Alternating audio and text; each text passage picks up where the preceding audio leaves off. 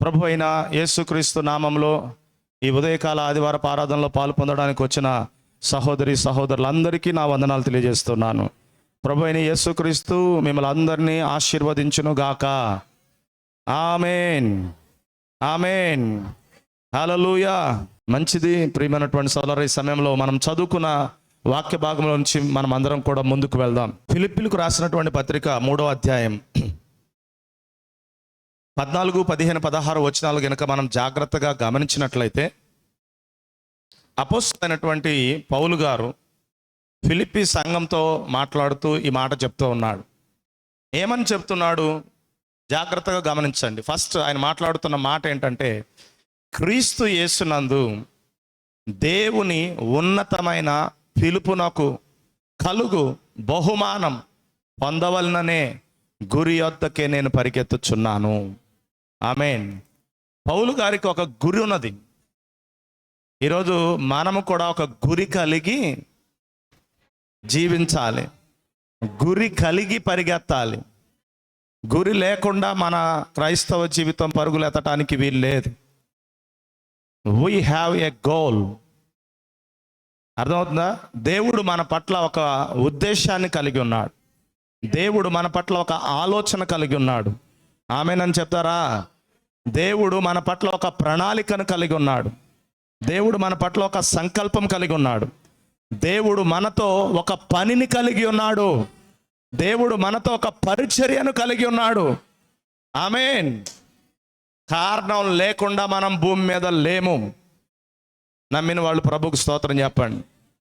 హల్లెలూయా. కారణం లేకుండా మనం భూమి మీద లేము. నమ్ముతున్నారా? ఎస్. ఇప్పుడు నేను మీతో ఒక మాట చెప్తాను, జాగ్రత్తగా వినండి. ఇప్పుడు ఆ ఉద్దేశంతోనే, ఆ పని కొరకే దేవుడు పౌలుని ఏం చేశాడంటే పిలిచాడు. గుర్తుపెట్టుకోండి, దేవుడు పౌలుని ఏం చేశాడు? పిలిచాడు. ఇప్పుడు నేను జాగ్రత్తగా చెప్పే మాటలు వినండి. అసలు దేవుడు ఒక వ్యక్తిని పిలవకనక మునుపే, దేవుడు ఒక వ్యక్తిని పిలవకనక మునుపే ఇంకా కొన్ని సంఘటనలు ఉన్నాయి, కొన్ని కార్యాలు ఉన్నాయి. ఎవరైనా చెప్పగలుగుతారా? అది మనకు అర్థం కావాలి ఈరోజు. దేవుడు మనల్ని పిలవకనక మునుపే ఆయన మన పట్ల ఒక ప్రణాళికను కలిగి ఉన్నాడు. నమ్ముతారా? విశ్వసిస్తారా?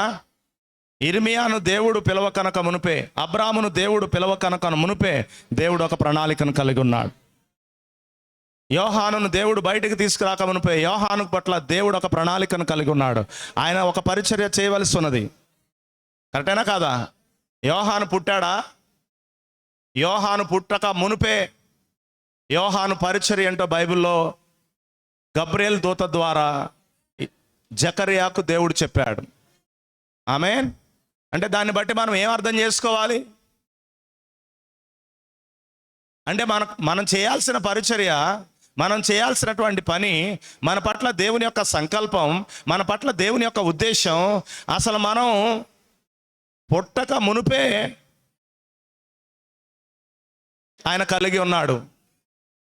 నమ్ముతున్నారా? యోహాను గారు కాదు, నేను చెప్పేది యోహాను గారి గురించే కాదు. ఈరోజు మీ గురించి కూడా నేను మీతో చెప్తున్నాను, నా గురించి కూడా మీతో చెప్తున్నాను. మీ పట్ల, నా పట్ల దేవుడు ఒక ఉద్దేశం, ఒక ప్రణాళిక, ఒక సంకల్పం కలిగి ఉన్నాడు. నమ్ముతారా? విజయ్, నమ్ముతున్నావా? ఎస్. కారణం లేకుండా ఈ భూమి మీద నువ్వు లేవు. సరే, జాగ్రత్తగా వినండి. దీనికంటే ఇంకొకటి నేను మీతో చెప్తున్నాను, ఇవి మీకు అర్థం కావాలి. ఎందుకంటే పిలుపుకు తగినట్లుగా నువ్వు జీవించాలంటే ముందు ఈ విషయాలు నీకు అర్థం కావాలి. అందుకే నేను ఈ మాటలు చెబుతున్నాను. రెండవ విషయం ఏంటంటే, పిలుపడానికంటే ముందుగా ఇంకొక విషయం నేను మీతో చెప్తాను, జాగ్రత్తగా వినండి. ఇది మీకు బాగా గ్రహింపులోనికి రావాలి. రోమా పత్రిక దగ్గరకు వద్దాం ఒకసారి. రోమా పత్రిక 8వ అధ్యాయం 8-29. ఎందుకనగా తన కుమారుడు అనేక సహోదరులలో జ్యేష్ఠుడుగునట్లు దేవుడు ఎవరిని ముందుగా ఎరిగెనో వారు తన కుమారునితో సారూప్యము గలవారగుటకు ఆయన ముందుగా నిర్ణయించెను. మరియు ఎవరిని ముందుగా నిర్ణయించెనో వారిని పిలవడానికి ముందు ఏమైనా ఉన్నాయా? ఏమున్నాయి? ఫస్ట్ ఎరుగుట. దేవుడు పిలవడానికంటే ముందే ఎరిగి ఉన్నాడు, తరువాత నిర్ణయించుకున్నాడు, తరువాత పిలుచుకున్నాడు. ఆమేన్.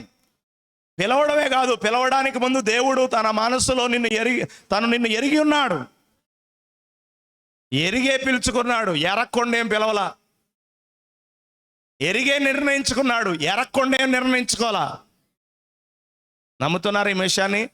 పౌలును దేవుడు ముందే ఎరిగి ఉన్నాడు, అందుకే పౌలును ఆ పరిచర్య కొరకు నిర్ణయించుకున్నాడు, పౌలును ఆ పని కొరకు పిలుచుకున్నాడు. ఆమేన్. హల్లెలూయా. ఈరోజు జాగ్రత్తగా గమనించండి.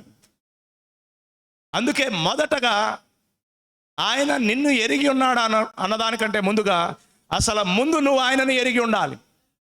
అందుకే ఇప్పుడు ఫస్ట్ ఆయన ఏం చేశాడో తెలుసా?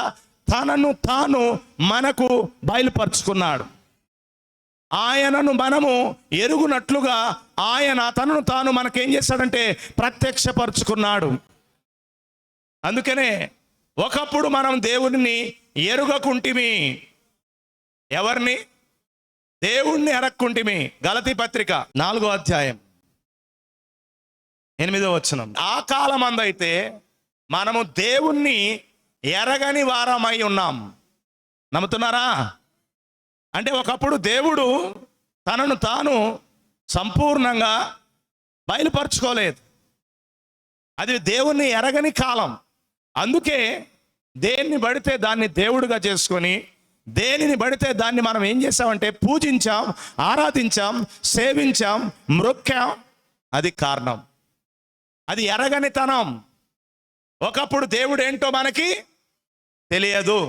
కానీ ఇప్పుడు మనం ఎలాంటి కాలంలో ఉన్నామో తెలుసా? దేవుని మర్మం సమాప్తమైన కాలంలో ఉన్నాం.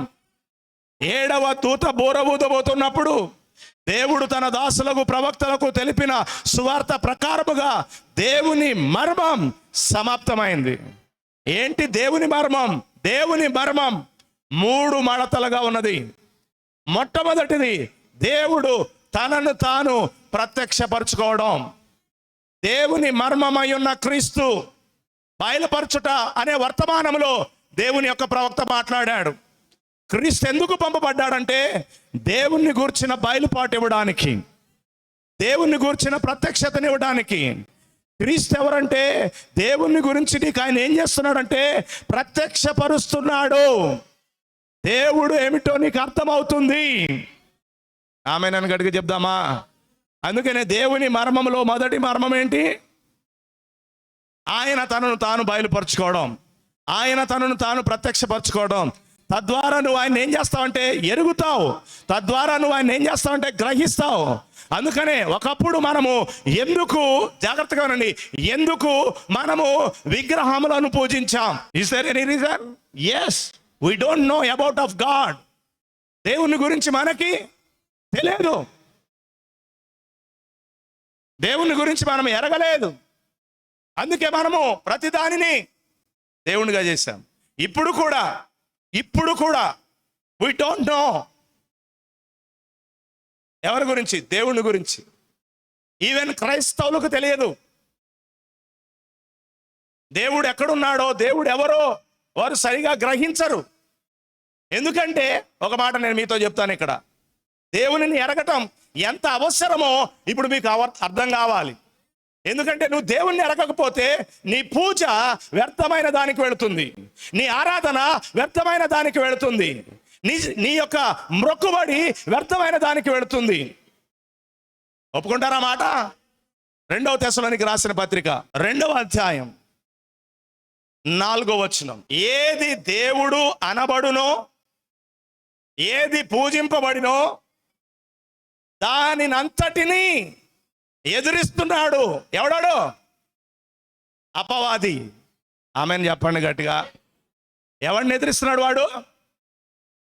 ఏది దేవుడో ఆ దేవుడిని ఎదిరిస్తున్నాడు, ఏది పూజింపబడాలో దాన్ని ఎదిరిస్తున్నాడు. అవునా కదా? దాని అంతటిని ఎదిరిస్తూ చెప్పండి ఇక, వాడు తన్ను తాను, అపవాది తన్నును తాను ఏం చేసుకుంటున్నాడు? అది తనను తాను హెచ్చించుకోవడం. ఎవడి లక్షణం? ఎవడి క్యారెక్టర్ అది? ఎవడి గుణం అది? చెప్పాలి గట్టిగా. ఎస్,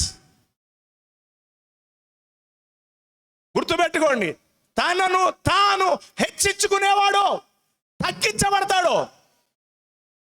దేవుడు నిన్ను హెచ్చించాలి, నీకు నువ్వు హెచ్చించుకోవడం కాదు.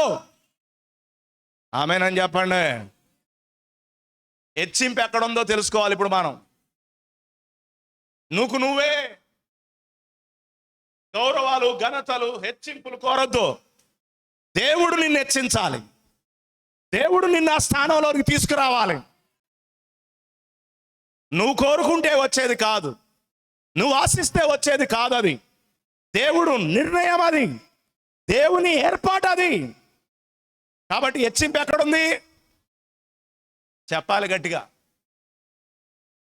మోషేకి పరిచర్య చేశాడు యెహోషువ, అవునా కాదా? కరెక్టేనా కాదా? ఒక కాలంలో ఆయన పరిచారకుడుగా నమ్మకంగా ఉన్నాడు. తగిన కాలంలో ఆయన ఏం చేశాడంటే హెచ్చించాడు. మోషే మృతి నొందిన తర్వాత మోషే పరిచర్యను నడిపించే ఒక నాయకుడుగా దేవుడే యెహోషువకు ప్రమోషన్ ఇచ్చాడు. ఒకప్పుడు ఆయన స్థానం ఏంటి? పరిచర్య చేసేవాడు. కానీ ఇప్పుడు ఆయన స్థానం ఏంటి? ఎవరు హెచ్చించారు? యెహోషువనా? యెహోషువ తనను తాను హెచ్చించుకున్నాడా? లేదు, దేవుడే యెహోషువను అలాగూ హెచ్చించాడు. ఇప్పుడు మిమ్మల్ని ఎవరు హెచ్చించాలనుకుంటున్నారు? నీకు నువ్వే హెచ్చింపు తెచ్చుకోవాలనుకుంటున్నావా? లేకపోతే దేవుడు నిన్ను హెచ్చించాలనుకుంటున్నావా? దేవుడు నిన్ను హెచ్చిస్తే నిన్ను కూలదోయగలిగినోడు లేడు. దేవుడు పడగొడితే లేవనెత్తగలిగినోడు లేడు. ఏది చేసినా ఆయనే చేయాలి. ఈ సంగతి నీకు అర్థమైతే నువ్వు దేవుని యందు భయభక్తులు కలిగి నడవాలి, దేవునికి లోబడి నడవాలి, దేవుని మాటకు విధేయతను నువ్వు చూపించాలి. అర్థమవుతుంది మీతో చెప్పేది? ఎందుకంటే మనకు అర్థం కావట్లా హెచ్చింపు ఎక్కడుందో అని. ఈరోజు అపవాది తనను తాను ఏం చేసుకున్నాడు? ఏంటది? వాడి హెచ్చింపు ఏంటి? నేను దేవుణ్ణి అవ్వాలి, నేను పూజింపబడాలి, నేను ఆరాధించబడాలి, నాకు జనులు మొక్కాలి. అది వాడి కోరిక. ఇక్కడ రాయబడింది. ఇప్పుడు వాడు అదే చేస్తున్నాడు. కానీ గుర్తుపెట్టుకోండి, వాడి స్థానం ఏంటో తెలుసా మీకు? యెషయా గ్రంథం 14వ అధ్యాయం 12వ వచనం ప్రవచనం ఇది. తేజో నక్షత్రమా, వేకు చుక్క. ఎక్కడి నుంచి పడ్డాడు? వెలుగు. తేజో నక్షత్రమా, వేకు చుక్క, నువ్వెట్లు ఆకాశం నుండి పడ్డావు. జనములను పడగొట్టిన. గుర్తుపెట్టుకోండి, వాడు ఎవరిని పడగొడుతున్నాడు? జనాలను పడేస్తున్నాడు. వాడు బుట్టలో పడేస్తున్నాడు, వాడు మోసంలో పడేస్తున్నాడు. జాగ్రత్త. జనములు పడతారు కానీ వధువు మోసగించబడదు. వధువును వాడు మోసం చేయలేడు. ఈ కడవరి కాల వధువుని మోసం చేయడం వాడి తరం కాదు. ఎందుకంటే దేవుని మర్మం బయలుపరచబడింది. దేవుడు తన అభిషేకాన్ని, తన ఆత్మను ఆయన ఆమెలో ఏం చేశాడంటే కుమ్మరించుకున్నాడు. కాబట్టి ఇప్పుడు ఆమెను మోసగించడం. అందుకనే ఇప్పుడు వధువుకి అన్ని వాడి చీప్ ట్రిక్లు అన్నీ తెలుసాడికి. హల్లెలూయా, ఆమేన్ గడికి చెబుదాం. దేవుడు ఎవరు? దేవుడు ఎక్కడుంటాడు? ఈ కాలంలో అసలు ఆయన ఎక్కడున్నాడో ఇప్పుడు మనకు తెలుసు అంటారా, తెలియదు అంటారా? అందుకని ఇప్పుడు ఎవరైనా రమ్మా, ఆ కొండకి వెళ్దాం, ఆ గట్టుకి వెళ్దాం, కొబ్బరికాయ కొడదాం, కొవ్వొత్తులు వెలిగిద్దాం, సాంబ్రాన్ని వెలిగిద్దాం అంటే నువ్వు వెళ్తావా? దేవుణ్ణి నువ్వు ఎరిగావు. ఎరగనప్పుడు నేను కూడా గుండు గీచుకున్న 10వ తరగతి పాస్ అయ్యానని. ఆ కాలమందు నేను దేవుణ్ణి ఎరగనైతిని. కానీ దేవుడు ఈ కాలంలో తనను తాను మనకేం చేసుకున్నాడు? బయలుపరుచుకున్నాడు. ఇప్పటికీ డినామినేషన్లో కనిపి ముగ్గురా ఒక్కళ్ళ.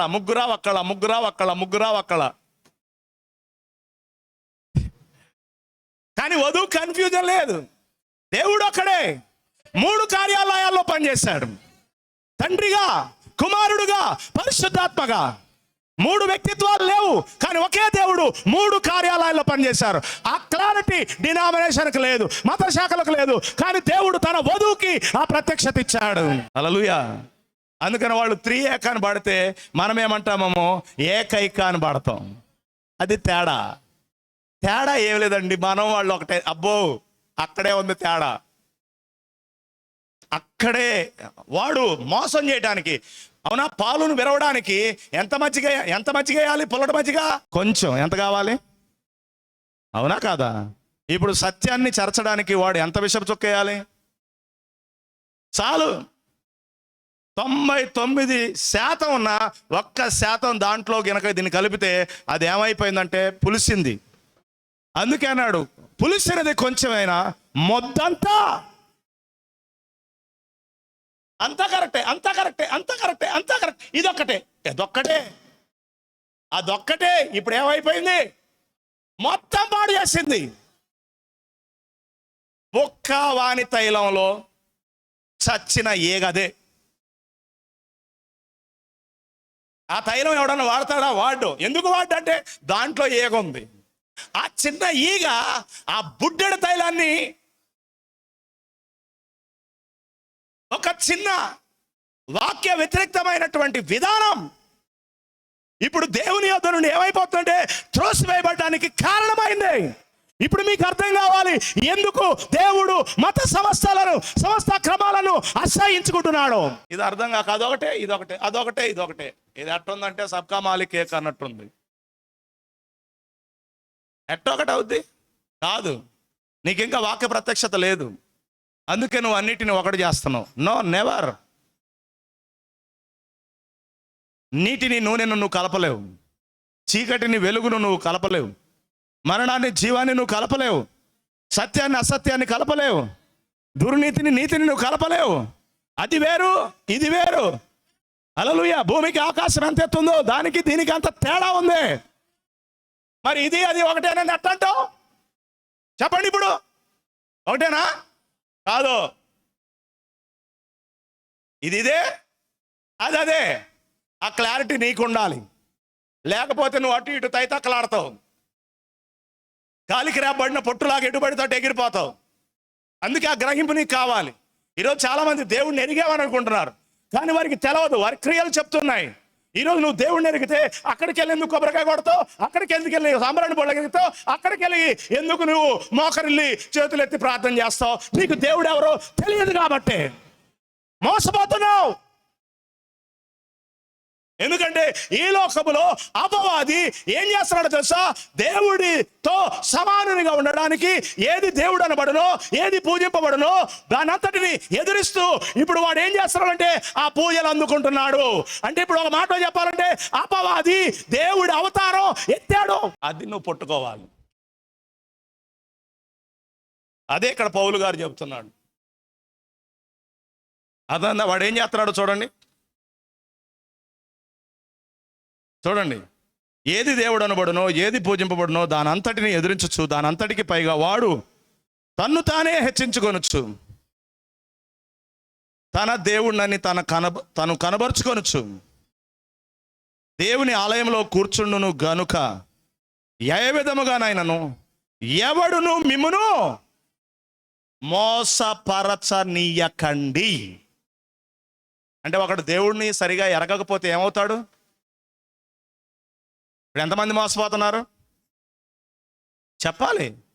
ఎంతమంది మోసపోతున్నారు? దేవుణ్ణి ఎరగనోళ్ళు మన లెక్క వేరు, కాకి లెక్క. నేను మీటింగ్ పెడితే ఎంతమంది మారారు?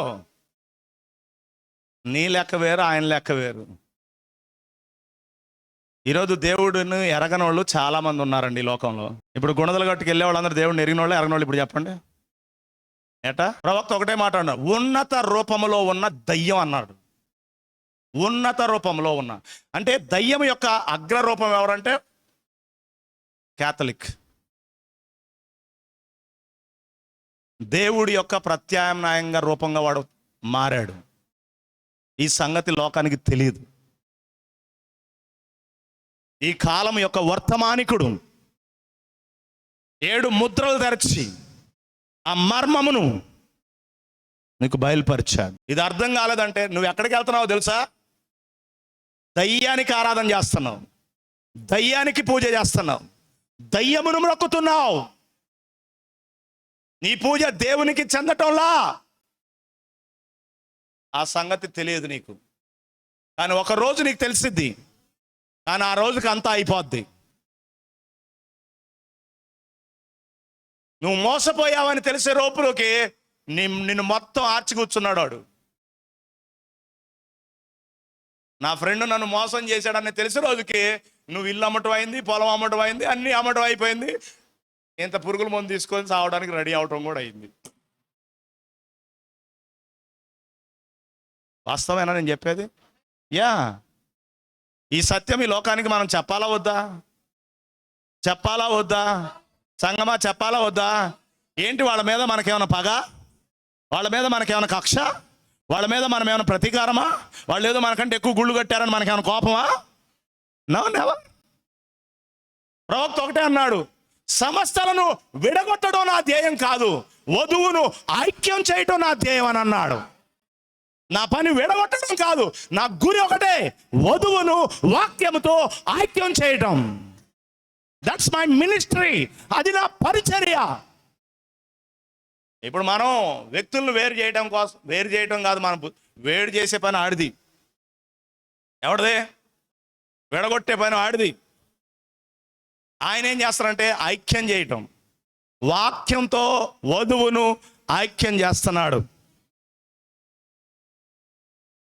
ప్రవక్త ఒకటే అన్నాడు, నేను వ్యక్తులకు వ్యతిరేకని కాదు, సమస్తగతమైన విధానములకు, పద్ధతులకు, ఆచారాలకు, సాంప్రదాయాలకు, వాక్య వ్యతిరేకమైన ప్రతి కార్యానికి నేను బద్ధ వ్యతిరేకినాను అన్నాడు ఆయన. ఈరోజు క్యాథలిక్లో చాలామంది ఉన్నారు, దేవుని పిల్లలు లేరంటానికి ఛాన్స్ లేదు. దేవుని యొక్క ప్రవక్త పరిచర్యలో ఎంతోమంది క్యాథలిక్లు మారు మనసు పొంది పశ్చాత్తాపడి పాప క్షమాపణ కొరకు యేసుక్రీస్తు నామములో బాప్తిస్మం పొందుకొని పరిశుద్ధాత్మతో నింపబడి ఆయన వాక్యంతో నడిచిన వాళ్ళు ఎంతమంది ఉన్నారు. ఈరోజు ఒక క్యాథలిజంలోనే కాదు, ఈరోజు ప్రతి డినామినేషన్లో, ప్రతి మత క్రమం క్రింద దేవుని యొక్క పిల్లలు బానిసలుగా ఉన్నారు. ఇప్పుడు దేవుడు తన వధువును, తన పక్షిరాజు పిల్లలను కేక వేసి ఇప్పుడు ఆయన ఏం చేస్తున్నాడంటే పిలుస్తున్నాడు, నా ప్రజలారా దాని పాపములో నుండి మీరు బయటికి రండి. ఎందుకంటే నువ్వు కూలిపోవడం ఆయనకి ఇష్టం లేదు. నేను అందుకే యెషయా గ్రంథంలో చదివాను. ఇప్పుడు వాడు ఏం చేస్తున్నాడు? హెచ్చించుకుంటున్నాడు. ఇప్పుడు 2వ తెస్సలోనికలో కూడా మనం చూసాం, వాడు ఇక్కడ కూడా ఏం చేసుకుంటున్నాడు? హెచ్చించుకుంటున్నాడు. ఎక్కడికి హెచ్చించుకున్నాడు? నేను దేవుడను, నేను పూజకు అర్హుడను అని ఇప్పుడు వాడు కూర్చున్నాడంట. అందుకని వాడికి పెద్ద పెద్ద గుళ్ళు కడుతున్నాడు. ఈరోజు నేను అన్యుల గురించి మాట్లాడతలా, ఈరోజు క్రిస్టియన్స్ గురించి మాట్లాడుతున్నాను. దే బిల్డ్, వాళ్ళు గుళ్ళు కడుతున్నారు. దేనికి? దయ్యానికి. కానీ ఇప్పుడు దయ్యం తన రూపాన్ని మార్చుకున్నాడు. ఎలా? దేవుని రూపంలోనికి వచ్చాడు. కానీ ఇప్పుడు ఆ మోసాన్ని వాళ్ళు ఏం చేయట్లేదంటే గ్రహించలేకపోతున్నారు. ఎందుకంటే తెస్సలోనికి రాయబడింది అదే. వాడు అనుకుంటున్నాడు అనమాట, అందరి చేత పూజలు అందుకొని వాడు అనుకుంటున్నాడు, చూసావా నా కోరిక ఎట్ నెరవేరిందో అనుకుంటున్నాడు వాడు. నానా నీ పప్పులు ఉడకోరా, కొన్ని రోజులు ఆగు, నీ గతి ఏమవుద్దొచ్చాడు. అందుకే అన్నాడు, మహాబబులోన్ ఒక్క దినమున కూలిపోయింది. అది స్థాపించిన విస్తార సామ్రాజ్యం ఒక్క రోజే పేక మేడ అట్ట కూలిపోద్ది. ఇట చిన్న గాలి వస్తే చాలు టపటపా పడిపోయినట్టు. ఇప్పుడు సాతాను రాజ్యం ఒక రోజు ఏమైపోతుంది? నమ్ముతున్నారా నమ్మట్లేదా? అదే దానియేలు దర్శనం, అదే నెబుకద్నెజరు కళ. ఆమేనని చెప్పట్లా? అదే నెబుకద్నెజరు కళ. చేతి సహాయం లేని రాయి ఎక్కడ పడుతుంది? పాదాల మీద పడుతుంది. పాదాలేంటి? ఇనుము, మట్టి. ఇనుము దేనికి సూచన? రోముకు సూచన. బంగారము బబులోన్. హల్లెలూయా. ఒకప్పుడు బబులోన్ సామ్రాజ్యం ఆధిపత్యం వహించింది. బబులోను దగ్గర నుంచి గ్రీకులు, బాబులోను, తర్వాత మాదీయ పర్షియలు, తర్వాత గ్రీకులు, తర్వాత రోమ్. చూడండి, ఆ రోమ్ కూడా ఒకప్పుడు అది అన్య రోమ్. ఇప్పుడు అది ఏమైందంటే ప్రవక్త అన్నాడు, ఇప్పుడు అది పోప్ రోముగా మారిందని అన్నాడు. ఈరోజు అపవాది ఎలా ముసుగు మార్చుకుంటూ వచ్చాడు చూడండి. ఇప్పుడు ఆ బబులోను ఎవడో కాదు, వాడే అపవాది. ఇప్పుడు వాడు ఎలా మార్చుకున్నాడు తెలుసా? భక్తి కలిగిన ముసుగులోకి వచ్చాడు వాడు. దాన్ని నువ్వు పట్టుకోవాలి. అదే 7 ముద్రలు విప్పినప్పుడు దేవుని ప్రవక్త చెప్పింది. అర్థమైందా నేను చెప్పేది? ఇప్పుడు ప్రపంచాన్ని ఏలాలనుకున్నోడు మతభక్తి కలిగినోడు, కానీ వాడు సాతానుడు. బబులోన్, మాదీయ పర్షియా, గ్రీక్, రోమ్ 4 లోహములతో ఒక విగ్రహాన్ని నెబుకద్నెజరు చూశాడు. దాని యొక్క మర్మము సంపూర్ణంగా ఈ కాలంలో బయలుపరచబడింది. హల్లెలూయా. బబులోను బంగారానికి సూచన, ఓకేనా? తర్వాత మాదీయ పర్షియా, తర్వాత గ్రీక్. బంగారము, ఇత్తడి, బంగారము, వెండి, ఇత్తడి, ఇనుము 4. వినబడుతుందా? ఇప్పుడు 4 లోహాలు 4 అగ్రరాజ్యాలను చూపిస్తున్నాయి. బబులోనీల రాజ్యం, మాదీయ పార్శికుల రాజ్యం, గ్రీకుల రాజ్యం. అంటే ఒక దానిని ఒకటి పడగొట్టుకుంటూ ఆధిపత్యం చలాయించుకుంటూ వచ్చింది. ఇప్పుడు గ్రీకుల ఆధిపత్యం పోయి ఇప్పుడు ఏం ఆధిపత్యం? రోమ్. అందుకే లోకంలో సామెత ఉంది, ఆల్ రూట్స్ లీడ్ రోమ్. వినబడుతుంది నేను మీతో చెప్పేది? ఈరోజు ప్రపంచం మొత్తం ఇప్పుడు పోప్ గుప్పెట్లోకి. మొన్న ఎన్నో దేశాల సమ్మిట్ జరిగితే వినబడుతుందండి, దాంట్లోకి పోపు వచ్చాడు. నా ప్రశ్న ఏంటంటే, పోపు ఏ దేశానికి రాజు? అంటే అసలు రాజకీయంతో ఆయనకు సంబంధం లేదు, ఏ దేశానికి ఆయన అధ్యక్షుడు కాదు. కానీ దేశ అధ్యక్షుల సభలో ఆయనకు ప్రథమ పీఠం ఏంటి? అదే నువ్వు గమనించాలి, అదే నువ్వు అర్థం చేసుకోవాలి. ఈ సంగతి అర్థం కావట్లేదు. దేవుడు తన కృప ద్వారా ఈ కాలానికి తన ప్రవక్తను పంపించి ఆ మర్మమంతటిని కూడా మనకు తెలియజేసి, ఇప్పుడు దేవుడు ఎవరో మనం ఎరిగేటట్లు, అందుకనే ₹1 కాదు 10 కోట్లు ఇచ్చినా చేసుకుంటావా? చేసుకోవడానికి సిద్ధమవుతున్నారు జనాలు. ఇప్పుడు ఏదో ఒకటిలేండి, చిన్నగా వాళ్ళే మారుతారండి. ఏంటి చిన్నగా మారేది? వాళ్ళు మారుతారు, నిన్ను మారుతారు. యెజబెలమ్మను మార్చాడా ఎవరు? అహాబు రాజు మార్చాడా? ఆయన మారాడా? ఓ జాగ్రత్త, మార్చబోయి నువ్వు మారిపోతావేమో. మారుద్దామని చేసుకొని నువ్వు ఆమె దేవతలు, ఆమె ఆరాధన, ఆమె పూజ, ఆమె విధానంలోకి వెళతామేమో. జాగ్రత్త. అదే కారణం నేను మీతో చెప్పేది, పెళ్ళిళ్ళు చేసుకునే వాళ్ళకి, తల్లిదండ్రులకు కూడా చెప్పే కారణం అదే. నీ ఇష్టం, నువ్వు దాన్ని దాటి వెళ్ళిపోతానంటే దేవుడే నీకు కృప చూపును గాక, దేవుడే నీకు సాయం చేయను గాక. ఈరోజు అందుకనే ఈరోజు సరి అయిన దేవుణ్ణి ఎరగడం అంటే మనం అందరం ఏమనుకుంటున్నాం? ఏదో ఒకటి నమ్ముకున్నాళ్ళండి, ఏదో గుడికి వెళ్తారండి, ఏదో ప్రార్థనకి వెళ్తారండి, ఏదో గుడికి ఏదో ప్రార్థనకి వెళ్తే దేవుడిని ఎరిగినట్టేనా?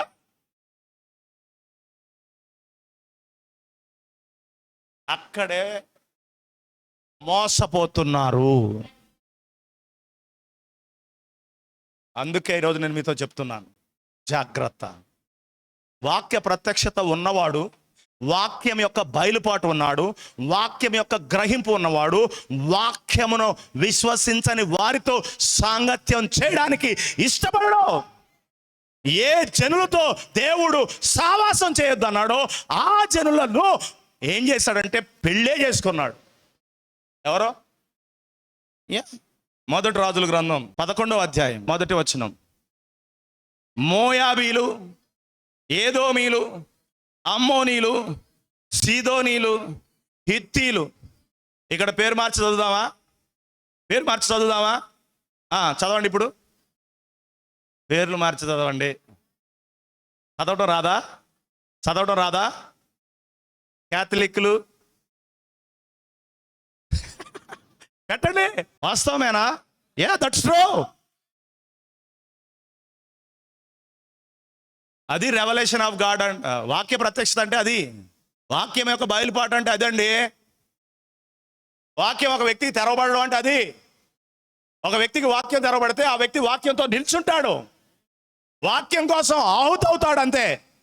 వాక్య పక్షంగా నిలబడతాడు. శ్రమైన, నిందైన, అవమానమైన ఏదైనా భరించడానికి సిద్ధమే. కానీ వాక్యం నుండి మాత్రం దూరం కాడు. వాక్యం విడిచిపెట్టడం అంటే ఏంటో తెలుసా? దేవుడికి నువ్వు దూరం అవటమే. పెర్గమ సంఘకాలంలో ప్రవక్త చెప్పాడు. పెర్గమ సంఘకాలం మీరు చదవండి కావలిస్తే. దేవుని వాక్యం విడిచిపెట్టడం అంటే ఏంటో తెలుసా? నువ్వు దేవుని నుండి దూరం కావటమే. తేలిగ్గా తీసుకోమాకండి.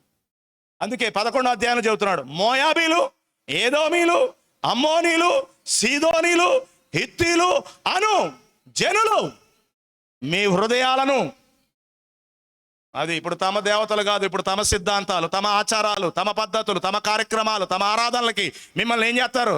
తిప్పుతారు. రాబావా వెళ్దాం, రాబావా వెళ్దాం, పెళ్లి చేసుకున్నాక అనేక బావేగా చెప్పవేండి వదినమ్మా, ఏమని పిలుస్తావా? బావా.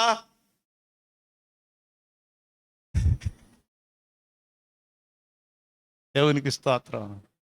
జాగ్రత్త బావా అనుకుంటానే మోసపోతున్నావు. జాగ్రత్త బావా. ఏదో లోకంలో సామెత ఉంది, ఎక్కడన్నా బావాను కానీ అక్కడ బావా అనొద్దు అని అంటారు చూసా. అటకి ఈరోజు మనం కూడా ఎక్కడన్నా బావాను కానీ దీని దగ్గర మాత్రం నీ పప్పులు ఉడకు పో, నీ ఇష్టం అయితే నువ్వు పో, నేను మాత్రం అడుగు పెట్టేదే లేదా. అది చెప్పాలి. అది ప్రత్యక్షత వస్తే ఇట మాట్లాడతాం. ఆమెన్ చెప్తారా? హల్లెలూయా అని చెప్తారా? కన్నులు తెరవబడుతున్నాయి. దేవుడు మన మనోనేత్రాలు వెలిగిస్తున్నాడు. ఆమేన్. దేవుడు వధువును తన వాక్యంతో నిలబెడుతున్నాడు. చూడండి 11వ అధ్యాయం ఏం జరిగిందో. వారితో ఏం చేయొద్దు, వారితో అసలు సావాసమే చేయొద్దు అన్నాడు. అన్నాడా అనలేదా? తర్వాత చదువు. వారిని నువ్వు చేయకూడదు, వాళ్ళని నీ దారి దగ్గర కూడా జారనీయకూడదు.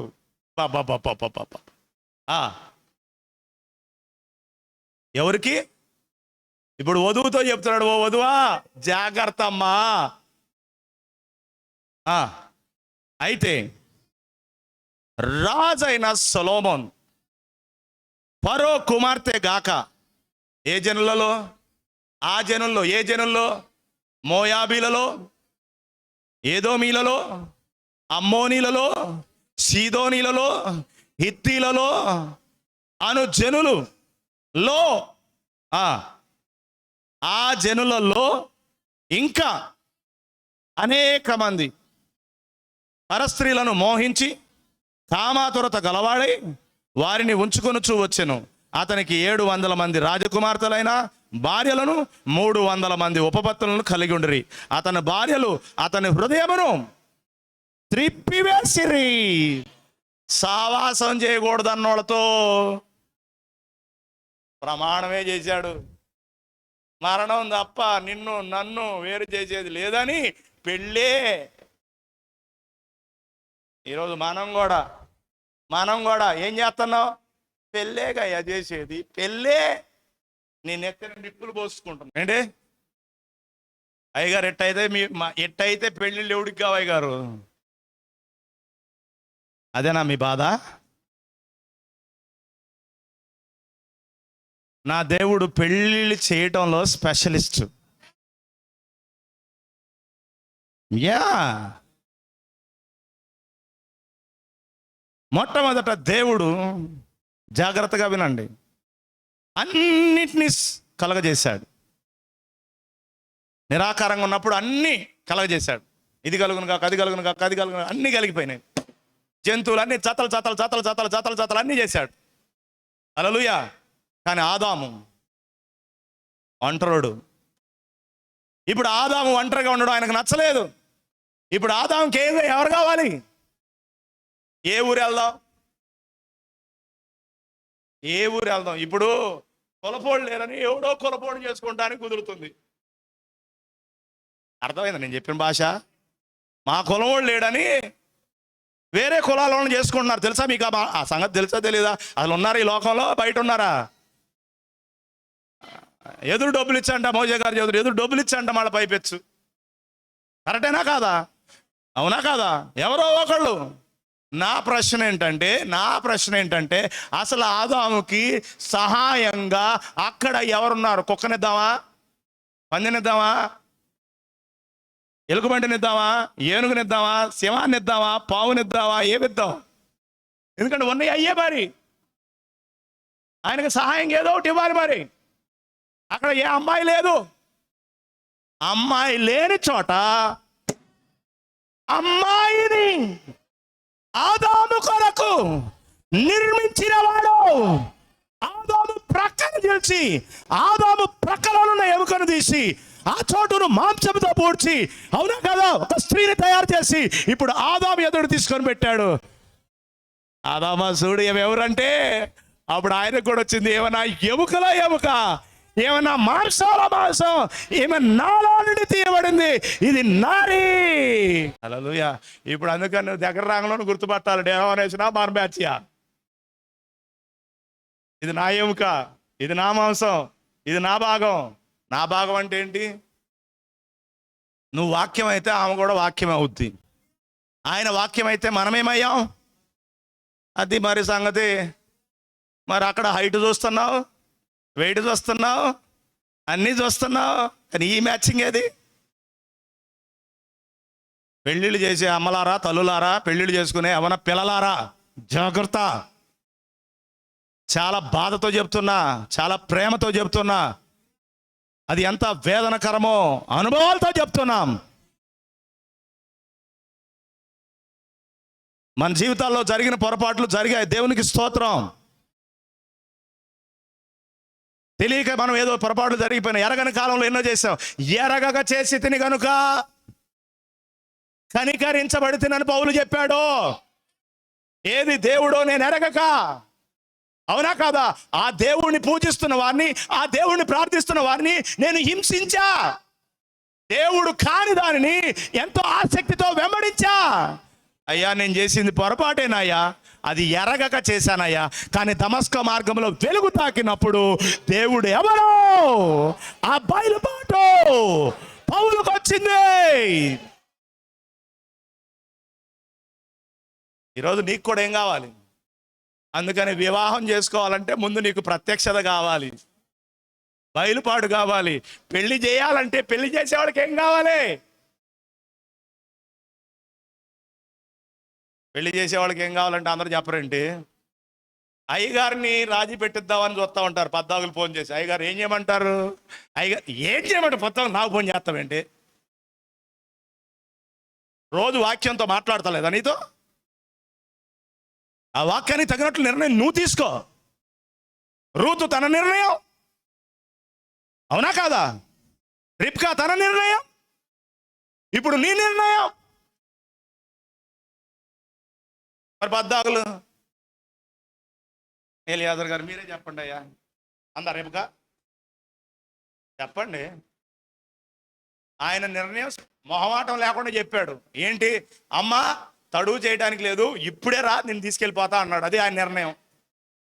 మళ్ళీ ఇంకా నువ్వు ఎలియాజర్ గారు మీరే చెప్పండి. మరి మా అన్నయ్య వాళ్ళు ఏమో, మా అక్కోళ్ళు ఏమో 10 రోజులు అంటున్నారు. మరి ఏంటి మీ నిర్ణయం అందా? మరి ఇప్పుడు మనం ఏమంటున్నాం అంటే అందరూ చూస్తారు. ఇప్పుడు అందుకని విశ్వాసులు పద్దాకులు పాస్ గారికి ఫోన్ చేసి, ఏంటి నీ ఉద్దేశం ఏంటి అసలు, మరి ఎందుకు నాకు ఫోన్ చేస్తా పద్దాకులు అంటే, నీకు ఎక్కడో ఉంది తగిలించుకుందాం, కోరిక ఉందో నీకు చేసుకోవాలని. ఆ కోరికను మళ్ళీ అయ్యగారిని ఒప్పించి అయ్యగారే ఒప్పుకున్నాడు, అయ్యగారే చెప్పాడు అని చెప్పుకుని రుద్దుదాం అనుకుంటున్నావా? రుద్దమాకట. అయ్యగారు చెప్పాల్సింది మోమాటం లేకుండా చెప్తున్నాడు. నిర్ణయం తీసుకోవాల్సింది నువ్వే. నాకు ఫోన్లు చేయమాకండి. నాకు ఫోన్లు చేసిన నా నిర్ణయం అంతే, మారదు. చేసుకోవాలంటే చేసుకోండి, మీ ఇష్టం, మీ కర్మ.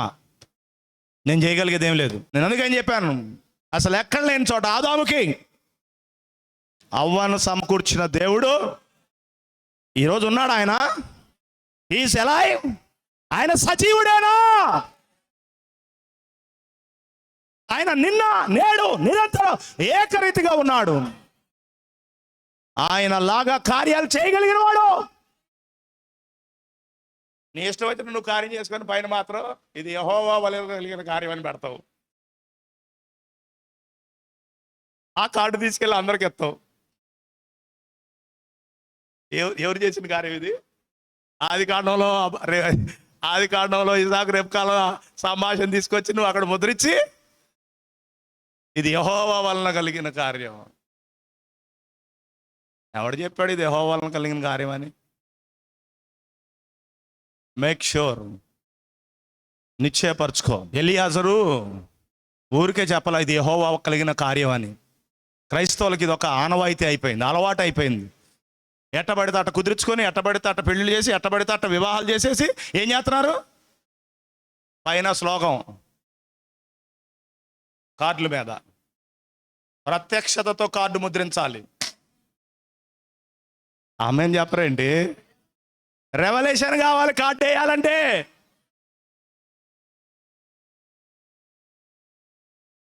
మోసపోవద్దు, దేవుడు వెక్కిరించబడడం. వాస్తవేనా కాదా? Yes, that's true. చూడండి, సావాసం చేయొద్దు అన్న వాళ్ళతో బంధమే కలుపుకున్నాడు, సంబంధమే కలుపుకున్నాడు. చివరికి సొలొమోను జీవితం ఏమైంది చెప్పండి? బైబిల్లో రాయబడింది, 2 మార్లు దేవుడు ప్రత్యక్షమై సొలొమోనుని హెచ్చరించాడు. అయినా సొలొమోను హృదయం దేవుని వైపు తిరగలేదండి. తన భార్యలు తన హృదయాన్ని ఎలా తిప్పేశారో చూడండి. అందుకే సొలొమోను అనుభవంతో రాశాడు, మామూలోళ్ళు కాదయ్యో స్త్రీలో ఉరు లాంటిది అది. ఏంటది? ఉచ్చే. అది పట్టిన పట్టు మామూలు పట్టు కాదు. ఇక గిలగిల కొట్టుకొని అక్కడ రావాల్సిందే తప్ప దాంట్లోంచి బయటకు వచ్చే ఛాన్సే లేదు. సొలొమోను పరిస్థితి అదే అయింది. సొలొమోను పరిస్థితి అదే అయింది. అందుకే ఈరోజు సొలొమోను చేసిన పొరపాటు మనం చేయొద్దు. సొలొమోను చేసిన తప్పు మనం చేయొద్దు. అహాబు చేసిన తప్పు మనం చేయొద్దు. ఎందుకు దేవుడి వృత్తాంతాలు మన ముందు పెట్టాడో తెలుసా? ఈ యుగాంతమందున్న మనకు బుద్ధి కలగాలని.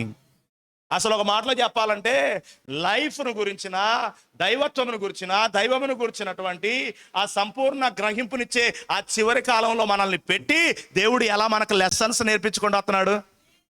అందుకే అసలు ఈ కాలంలో మనల్ని ఉంచటమే, దేవుడు మనల్ని ఎన్నుకోవడమే అది గొప్ప భాగ్యము.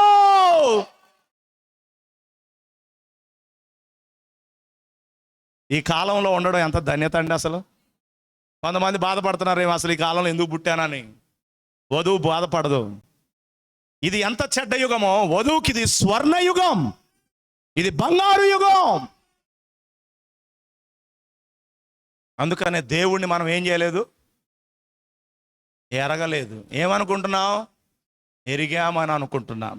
ఎరిగితే ఎస్, నేను ఇక్కడ ఒక మాట చెప్పాలి. తీతు రాసిన పత్రిక 1వ అధ్యాయం 16వ వచనం. దేవుణ్ణి ఎరుగుదమని వారు చెప్పుకొందురు కానీ అసహ్యులను, అవిధేయులను, ప్రతి సత్కార్యము విషయము భ్రష్టులనయ్యుండి తమ క్రియల వలన. ఇప్పుడు నీ క్రియలు చెప్తాయి నువ్వు ఆయన్ని ఎరిగావా లేదా. చెప్పండి, నీ క్రియలు చెప్తాయి నీకు దేవుడు తెలుసా తెలీదా, దేవుడు నువ్వు ఎరిగావా లేదా. చెప్పండి గట్టిగా. ఏం చెప్తాయి? నీ క్రియలు చెప్తాయి. ఈరోజు నీ ఎన్నిక నువ్వు దేవుణ్ణి ఎరిగావో లేదో చెప్పిద్ది. తెలుసా నీకు? యువర్ సెలక్షన్, యువర్ ఎలక్షన్, అది డిసైడ్ చేస్తుంది. ఏంటది? నువ్వు దేవుణ్ణి ఎరిగావా ఎరగలేదా అని. ఒకవేళ నువ్వు దేవుణ్ణి ఎరిగితే నీ ఎన్నిక రైట్ చాయిస్, సరి అయిన ఎంపిక చేస్తావు. అది దేవుణ్ణి ఎరగడం అంటే. ఈరోజు చాలామంది తప్పుడు ఎన్నికలు చేసుకుంటున్నారు. Because of they don't know who is God. దేవుడు ఎవరు? దేవుడు ఎవరిలో ఉన్నాడు? అవునా కాదా? దేవుడు ఎలా పూజించబడుతున్నాడు? దేవుణ్ణి పూజించే విధానం ఏంటి? దేవుణ్ణి పూజించే క్రమం ఏంటి? ఇవన్నీ మనకు తెలియవా? తెలియదు సార్. వాడు ఎట్టా పడితే అట్టా ఆరాధించుకుంటూ జీవిస్తూ ఉంటాడు. అంటే వాడు దేవుడిని ఎరిగినోడా ఎరగనోడా? ఇప్పుడు చెప్పండి మీరు. మరి మనమేమి లిస్ట్ వెళ్తున్నాం ఆయనకి? అసలు నువ్వు ముందు ఎరగలేదు. నువ్వు ముందు ఎరుగుంటే దేవుడిని ఎరిగిన వాళ్ళు ఎవరో నీకు తెలిసింది. అంతే కదా? చెప్పరేంటి? కొంతమంది అంటారు ఇక్కడ ఏమైనా లేబుల్ రాసి ఉంటుందయ్యా. లేబుల్ రాస్తే నువ్వు కొట్టుకోవటం ఏంటి? నేను అందరు కొనుక్కొచ్చుకుంటారు పోయి. క్రైస్తవుడు అని పేరు ఇక్కడ రాస్తారా ఏంటి? చెప్పాలి. గుర్తుపట్టడానికి కొన్ని, యేసు ఎవరో గుర్తుపట్టడానికి కొన్ని సూచనలు ఎలా ఉన్నాయో ఈరోజు క్రైస్తవుడు ఎవడో గుర్తుపట్టడానికి కూడా, దేవుణ్ణి ఎరిగిన వాడు ఎవడో గుర్తుపట్టడానికి కూడా. అందుకని యేసు ఏమన్నాడో తెలుసా? ఇవన్నీ నేను చేసే క్రియలు, నా గురించి సాక్ష్యం ఇస్తున్న యోహాను, నేను చెబుతున్న సాక్ష్యం, దేవుడు నా గురించి పలుకుతున్న మాటలు, ఇవన్నీ కూడా నేను ఎవరినో మీకు తెలియజేస్తున్నాయి. చివరికి వాక్యం పరిశీలన చేస్తే నేనెవరో నీకేమవుద్ది? అర్థమవుద్ది. ఇప్పుడు నేను మీతో చెప్తున్నాను, దేవుడిని ఎరిగిన వాడిని గుర్తుపట్టొచ్చా? ఈరోజు గుర్తుపెట్టుకోండి. వాడెట్ట వేషం వేశాడో, వాడెట్ట మోసం చేస్తున్నాడో, అట్లాగే ఈ లోకంలో కూడా వాడి అనుచరులు ఉన్నారు, వాడి పిల్లలు ఉన్నారు. జాగ్రత్త, నిన్ను మోసం చేస్తున్నారు. ఆ ముసుగు కింద నువ్వు మోసం పోతున్నామేమో, జాగ్రత్త. కరెక్ట్? దేవుణ్ణి ఎరగటం ప్రాముఖ్యమేనా? ఏమా? ఇప్పుడు మనం ఏ కాలంలో ఉన్నాం? ఇప్పుడు చెప్పండి. దేవునిని గూర్చిన సంపూర్ణ గ్రహింపును అనుగ్రహించబడిన కాలం, 7th ఏజ్, 7వ సంఘకాలం. ఇక కాలం లేదు. అవునా కాదా? అందుకనే ఇప్పుడు దేవుడు ఏం చేశాడంటే ఆ ముద్రలన్నీ విప్పి బలిష్ఠుడైన దూతగా దిగి వచ్చి 7వ దూత ద్వారా ఆయన తన స్వరమును తన వధువుకి వినిపింపజేస్తున్నాడు. వధువు ఆయనను ఎరుగగలుగుతుంది, వధువు ఆయనను గ్రహించగలుగుతుంది, వధువు ఆయనను గుర్తుపట్టగలుగుతుంది. అందుకు ఆయన ఏమన్నా తెలుసా? నా గొర్రెలు నా స్వరమును వినును, అవి నన్ను వెంబడించును, అవి వేరొకరిని వెంబడించవు. ఎలమంటారా? ఏంటి ఎలమంటారా? ఏంటి? గ్రహింపు కావాలి. ఏదో నడుస్తున్నాం కాదు. మోసపోవద్దు. దేవుడు వెక్కిరించబడడం, ఈ రెండు చాలా ప్రాముఖ్యమైనవి. దేవుడిని నువ్వు ఎరగాలి. ఈ కాలంలో దేవుడిని ఎరగటం అంటే ఏంటి? ఇప్పుడు మీకు అర్థమైంది అనుకుంటున్నాను. దేవుడు చాలా సింపుల్గా సామాన్యంగా ఉన్నాడు, కానీ వాడు చాలా హైఫైగా ఎవడాడు? సాతానుగా డామ్ డూమ్ డూమ్ డామ్ అంటున్నాడు. జిగల్ మాయ చేసేస్తున్నాడు. ఎట్లాగైనా సరే దేవుని యొక్క పూజను వాడు ఏం చేయాలనుకుంటున్నాడు? అందుకోవాలనుకుంటున్నాడు. కానీ ఒక చిన్న మంద ఉంది. ఎవరిని పూజించాలో, ఎవరిని ఆరాధించాలో, ఎవరికి మొక్కాలో, ఎవరికి సాగిలపడాలో, ఎవరిని అనుసరించాలో ఆ ప్రత్యక్షత కలిగిన ఒక చిన్న మందను దేవుడు ప్రతి కాలములో కలిగి ఉన్నాడు. బబులోను దేశములో షడ్రక్ మెషక్ అబేద్నెగోలకు అవునా గ్రహింపున్నది. ఏది దేవుడో, ఏది పూజింపబడవలసి ఉన్నదో, దేనికి బ్రొక్కవలసి ఉన్నదో వారు సరి అయిన గ్రహింపును ఆ కాలానికి వాళ్ళు రాజు నిలబెట్టిన ప్రతిమను వారు మ్రొక్కటానికి, సాగిలపడడానికి, పాటలు పాడటానికి ఇష్టపడలేదు. ఎందుకో తెలుసా? ఎవరికి వారి పూజలు అందాలో. ఎస్, ఎక్కడ పడదో అక్కడ. అందుకే అన్నాడు, అమ్మా ఒక కాలం వచ్చుచున్నది, అది వచ్చే ఉన్నది, ఆయన ఆరాధించేవారు ఆత్మతో సత్యముతో ఆరాధిస్తారు. సత్యము లేని ఆరాధన అసలు ఆరాధనే కాదు. ఆంధ్రజ్యోతి పెద్ద పేపర్లో, హిందూలో, లేకపోతే ఇంకొక ఏమంటారు BBC న్యూస్లో ప్రచారం అయి ఉండొచ్చు. కొన్ని కోట్ల మందితో క్రిస్మస్ ఆరాధన జరిగిందని ఏం చేస్తారు టీవీలో వేస్తారు. అది చూసి నువ్వేమనుకుంటావు? ఆ జనాలు చూసి భక్తి పారవస్యంలో మునిగిపోతా ఉంటావు. నీకు తెలవదు అక్కడ ఆరాధించబడుతున్నవాడు దయ్యమని. That's true. ఎలా తెలుసు? వాక్యపు వెలుగులో నుండి నేను చూసా. వాక్యం ఆ సంగతిని నాకేం చేసింది? బయలుపరిచింది. That's why I know. ఈరోజు దాని అంతటిని పక్కన పెట్టి ఈరోజు నిజమైన ఆరాధన నేను నా దేవునికి చేసుకుంటూ అవి నన్ను ఏం చేయలేవు, మోసం చేయలేవు. రండి మాతో కలిసి ఆరాధన చేయండి. ఇలా ఇన్విటేషన్ ఇచ్చినట్టు ఇన్విటేషన్ ఎత్తన్నారు. అందరు ఏం చేస్తున్నారు? వెళ్ళిపోయి అసలు వచ్చి చెప్పుకున్నారు, లైటింగ్లు పెట్టారు, అసలు స్కిట్లు వేశారు. అబ్బో ఏం ఆరాధన! అసలు అంతా లైట్లు తీసేసి అందరు కొవ్వొత్తులు పెట్టుకొని వెలిగిస్తే అసలు భలే ఉందిలే. ఏంటి భలే ఉందిలే? ఎక్కడన్నా ఉందా అటు చేయమని? లేనిపోని అన్ని ప్రవేశపెట్టి లేనిపోని ఆరాధనలన్నీ సృష్టిస్తున్నాడు. ఎవడో అపవాది మోసం చేస్తున్నాడు. నీకు తెలవదు, నువ్వు మోసపోతున్నావు. అందుకే ఇక్కడ రాయబడింది పౌలు గారు. వాడు ఎలా మార్చుకుంటూ వస్తున్నాడు ముసుగు అర్థమవుతుందా? దేవుడు ఎలా ఎన్మార్పు అవుతున్నాడో వాడు కూడా ముసుగులు మార్చుకుంటూ వస్తున్నాడు. వాడు అంత్య దినంలో వాడు ఒక భక్తి ముసుగులోకి వచ్చేసాడు. వాడు భక్తి అవతారం ఎత్తేసాడు. వాడు ఎట్లాంటి అవతారం ఎత్తాడంటే వాడి ముందు నిజమైన భక్తుడు కూడా బలాదురే. నిజ భక్తుడు కూడా బలాదురే. మొన్న ఎక్కడో జెండా వందన చిల్డ్రన్స్ డే జరిగిస్తా ఒక పాస్టర్ గారు ఏం చేశాడంటే, ఆయన టీచర్ గారు ఫోటో పెట్టాడు అన్నమాట. అసలు వాళ్ళ మధ్యలో ఒక వ్యక్తి కూర్చున్నాడు అనమాట. అచ్చం జవహర్లాల్ నెహ్రూ ఉన్నట్టే ఉన్నాడు. నిజం. అది నేను అక్కడ చూపిస్తే అసలు ఏంటిది? ఆ కోటు, ఆ కూర్చోవడం, ఆ స్టైలు, ఆ ముక్కు, గెటప్ మొత్తం నేను కనుక అక్కడ చూస్తే అట్లా వేషం వేసుకొని కూర్చున్నాడు. ఇటు టీచర్లు ఉన్నారు, ఇటు టీచర్లు ఉన్నారు, ఇటు పిల్లలు ఉన్నారు. అర్థమవుతుంది. మధ్యలో జవహర్లాల్ నెహ్రూ ఉన్నాడు. ఎట్టున్నాడు? ఎప్పుడో ఉన్నాడు జవహర్లాల్ నెహ్రూ. కానీ ఇప్పుడు ఆయన చూస్తే ఎట్టున్నాడంటే రియల్గా ఇప్పుడు ఉన్నాడా అన్నట్టున్నాడు. పొటం కాదు నేను చెప్పేది, బొమ్మ కాదు. మనిషికే రంగు పూసారో ఏం పూసారో ఏం వేసి వేశారో చక్కగా అసలు మనిషి ఎట్టున్నాడంటే డిట్టో నెహ్రూ గారిని మైమరిపించేశాడు అంతే. అట్లాంటి ఫోటో సేవ్ చేసి ఉంచాల్సింది మీకు. అట్లాగే ఇప్పుడు సాతాన్ గాడు కూడా జెరాక్స్ మిషన్, అది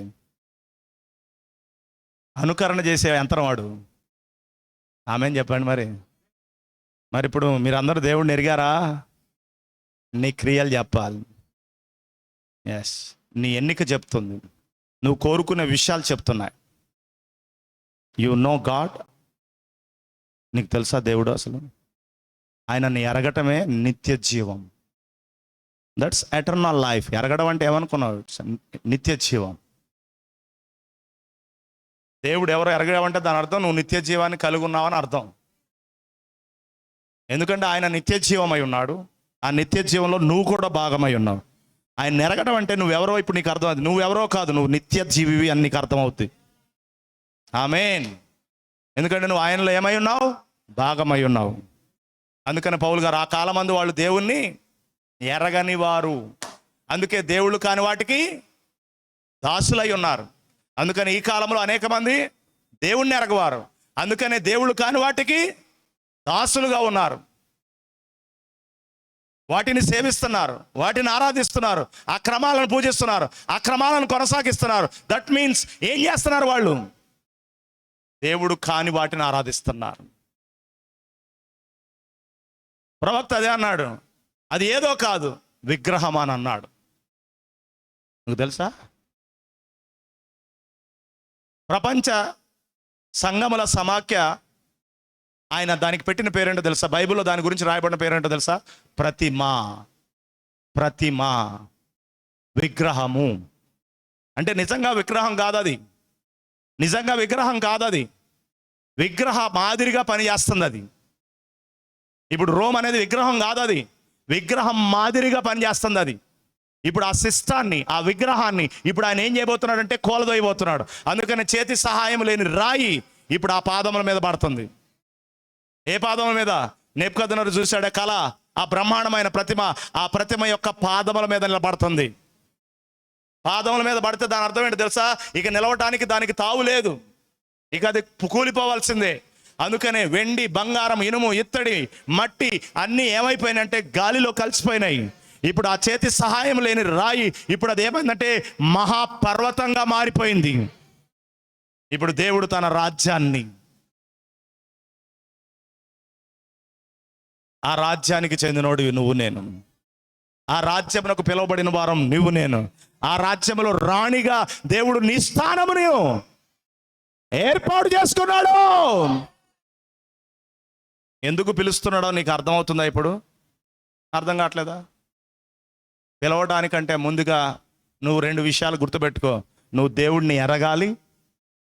ఇక్కడ గలతీ పత్రికలో ఇంకో మాట రాయబడింది, జాగ్రత్తగా వినండి. ఇంకొక మాట రాయబడింది, దేవుళ్ళు కాని వాటికి మీరు దాసులై ఉన్నారు. తర్వాత చదవండి త్వరగా. ఇప్పుడు మీరు ఈ మాట పట్టుకోండి, ఈ మాట పట్టుకోండి బాగా. మరి విశేషముగా దేవుని చేత ఎరగబడిన వారు. మీకు అర్థమయ్యేటట్టు చెప్తా వినండి. చంద్రబాబు నాయుడు గారు ఎంతమందికి తెలుసు? అందరూ తెలుసా? మీరు ఎంతమందికి తెలుసు ఆయనకి? నిన్ను ఎరగడు ఆయన, ఆయన్ని మీరు ఎరుగుదురా? ఇప్పుడు దేవుడిని మనం ఎరుగుదామా? కానీ ఇప్పుడు దేవుడు మనల్ని ఎరుగునా? చంద్రబాబు నాయుడుకి తెలియదు నువ్వు, వినబడుతుందా? ప్రధానమంత్రికి తెలియదు నువ్వు, రాష్ట్రపతికి తెలియదు నువ్వు, కానీ ఎవరికి తెలుసు? భూమి ఆకాశముల సృష్టికర్తలో నిన్ను ఎరిగి ఉన్నాడు. ఇక్కడ ఇంకో కథ చెప్తా వినండి. పాస్టర్ గారి దగ్గరకు వస్తారు కొంతమంది, ఏమండి ఇన్నేళ్ళ నుంచి కాపురం చేస్తున్నా, మా ఆయన అసలు నా మనసు ఏంటి? భర్తలు వస్తారు, ఇన్నేళ్ళు దాంతో కాపురం చేస్తున్నా. ఇక్కడ పురుషత్వం బాల మళ్ళా చెప్పడంలో కూడా మళ్ళీ అట్టగా చెబుతాడు వాడు. ఇన్నేళ్ళ నుంచి నేను దాంతో కాపురం చేస్తున్నా, అసలు దానికి నేను ఏంటి అర్థం కావట్లా.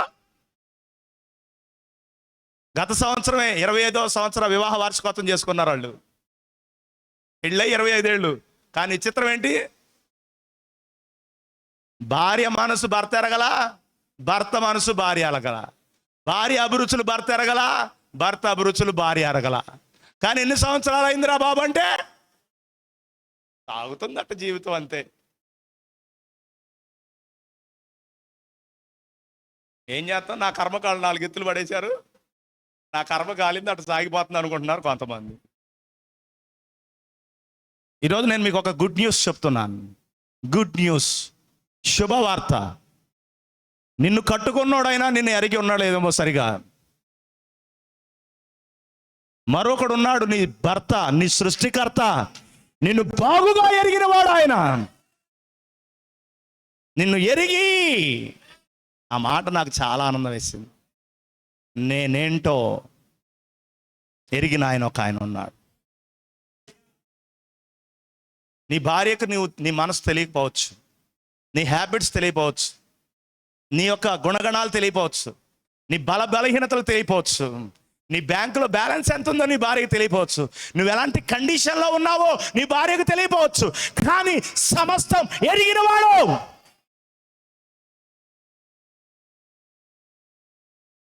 అందుకనే నేను ఇది కొనుక్కురామన్నా నువ్వు కొనుక్కొచ్చావా?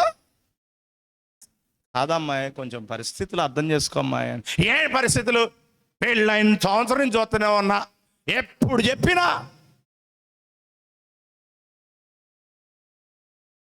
అప్పుడు నీ గుండె ఎలా ఉంటుంది? అప్పుడు నీ మనస్సు ఎలా ఉంటుంది? అప్పుడు నీ హృదయం ఎలా ఉంటుంది? అప్పుడు నీ ఆలోచన ఎలా ఉంటుంది? ఏం చేయాలో పాలుపోవట్లేదు. అట్లాంటి సమయాల్లోనే అనేక మంది తప్పుడు దారులు పడుతున్నారు. సినిమాలకు వెళ్తారు, సిగరెట్లు తాగుతారు, జోదం దాడుతారు, పరాయి వారితో స్నేహం చేస్తూ ఉంటారు. ఇక్కడే పొరపాట్లు జరుగుతున్నాయి. ఎందుకో తెలుసా? తన భార్య కూడా నన్ను ఎరగలేదు, కుటుంబం ఎరగలేదు, సహోదరులు ఎరగలేదు, సహోదరులు ఎరగలేదు, ఎవరు నన్ను ఎరగలేదు, ఎందుకు నేను ఇక బతికి చెప్పండి అనే ప్రశ్న అందరికి వస్తుందా రాదా? వచ్చిన మరుక్షణం ఏం చేస్తావు? నుయ్యో గొయ్యో, లేకపోతే ఇంత పురుగుల మందో, లేకపోతే ఫ్యానుకు చేరో, అంతే కదండి. లేకపోతే కిరసనాయలో, లేకపోతే అగ్గిపెట్టో, గ్యాస్ స్టవ్, గ్యాస్ బండో. కానీ ఒక విషయం నేను మీతో చెప్తున్నాను, గుడ్ న్యూస్. నిన్నెరిగిన వాడున్నాడు అని చెప్తున్నాను. నిన్నెరిగినోడు ఉన్నాడని చెప్తున్నాను. నిన్నెరిగినోడు మామూలోడు కాదు. భూమి ఆకాశముల సృష్టికర్త, అద్భుత ఆశ్చర్య మాత్కార్యములు చేయగలవాడు, నీ పక్షముగా యుద్ధములు చేయగలిగిన వాడు, నీ కోరికలను తీర్చగలిగిన వాడు, నీ ఆశలను తీర్చగలిగిన వాడు, నీ స్థితిగతులను మార్చగలిగిన వాడు. ఇప్పుడు నువ్వు వెళ్ళు ఆయన సన్నిధిలోనికి. ఎక్కడికి వెళ్ళాలి? ఆయన సన్నిధిలోనికి వెళ్ళు, ఆయన సముఖంలోకి వెళ్ళు. ఆయనతో ఇప్పుడు కాన్ఫరెన్స్, సమావేశం ఏర్పాటు చేయి. ఇప్పుడు ఆయనతో చెప్పు, ప్రభువా నా స్థితిగతులు ఇలాగున్నాయి, నన్ను పిలుచుకున్న వాడవు నీవు, నన్ను ఎన్నుకున్న వాడవు నీవు, నా స్థితిగతులు ఎరిగిన వాడవు నీవు. ప్రభువా నీవే నా గొప్ప కాపరివి, నీవే నా గొప్ప సహాయకుడివి, నీవే నా గొప్ప దేవుడవు, నీవే నా సర్వశక్తిమంతుడవు, నువ్వు పిలిచిన వాడవు, నువ్వు నమ్మదగినటువంటి వాడవు. ఆ గ్రహింపు మనకు వస్తే మన నడక వేరుగా ఉంటుందండి,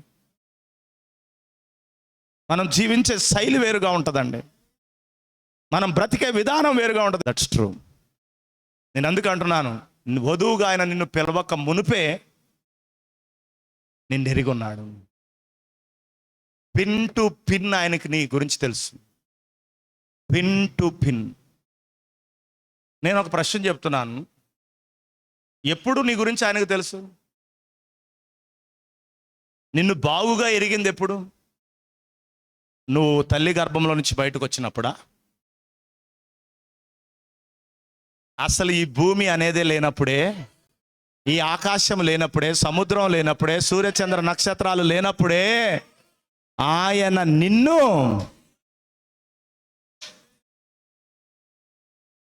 అది మోషేని పిలిచింది ఎవరు? కరెక్టేనా కాదా? మోషేని పిలిచింది ఎవరు? దేవుడే. దేనికి పిలిచాడు? నా క్వశ్చన్ ఏంటంటే, మోషే గురించి అన్ని ఎరిగే పిలిచాడా, ఎరగకుండా పిలిచాడా? That is my question. ఎరిగి పిలిచి, అందుకే నేను చెప్పాను, పిలవటానికంటే ముందే నిన్ను ఆయన ఎరిగి ఉన్నాడు, ఎరిగే నిన్ను పిలుచుకున్నాడు. ఒక మాట చెప్తా వినండి. అననీయ అనేటువంటి ఒక సహోదరుడితో దేవుడు ఒక మాట చెప్పాడు.